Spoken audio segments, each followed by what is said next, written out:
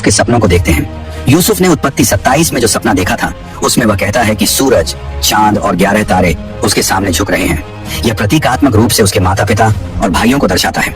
और जब इन सभी प्रतीकों को जोड़ते हैं, सूरज, चांद और तारे, तो यह 12 गोत्रों या 12 बेटों की तस्वीर बनती है, यानी पूरा इजराइल।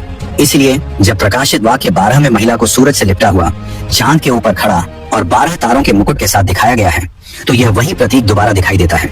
यह महिला इजराइल को दर्शाती है। बाइबल में कई बार इजराइल, सिय्योन या यरूशलेम को एक महिला के रूप में दिखाया गया है।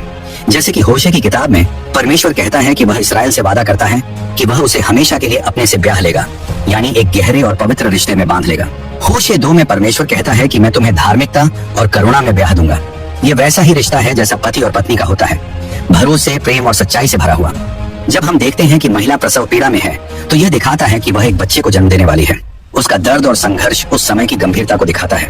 और फिर अचानक एक और चिन्ह दिखाई देता है, एक बड़ा और डरावना अजगर जो आग की तरह लाल रंग का है। उसके 7 सिर हैं, 10 सींग हैं और हर सिर पर एक मुकुट है। यह अजगर यानी ड्रैगन शैतान का ही प्रतीक है। यहाँ यह जरूरी है कि हम समझें, यह अजगर कोई असली जानवर नहीं है जो जमीन पर कहीं घूम रहा है, बल्कि यह एक प्रतीक है बुराई का, ताकत का और उस शक्ति का जो अच्छाई के विरोध में खड़ी होती है। अजगर का यह रूप शैतान के स्वभाव को दर्शाता है, घमंडी, जोरदार और हर बात में दुष्टता फैलाने वाला। उसके पास 7 सिर और 10 सींग हैं। इसका मतलब है कि उसके पास बड़ा अधिकार, ज्यादा चालाकी और दुनियावी ताकत है। हर सिर पर जो मुकुट है वह दर्शाता है कि वह कई राजाओं और राष्ट्रों पर असर डालता है। सींग शक्ति को दर्शाते हैं और मुकुट राज करने की ताकत को। इसलिए यह अजगर कोई मामूली दुश्मन नहीं है, बल्कि एक बड़ी और खतरनाक शक्ति का प्रतीक है जो परमेश्वर के काम में रुकावट डालती है।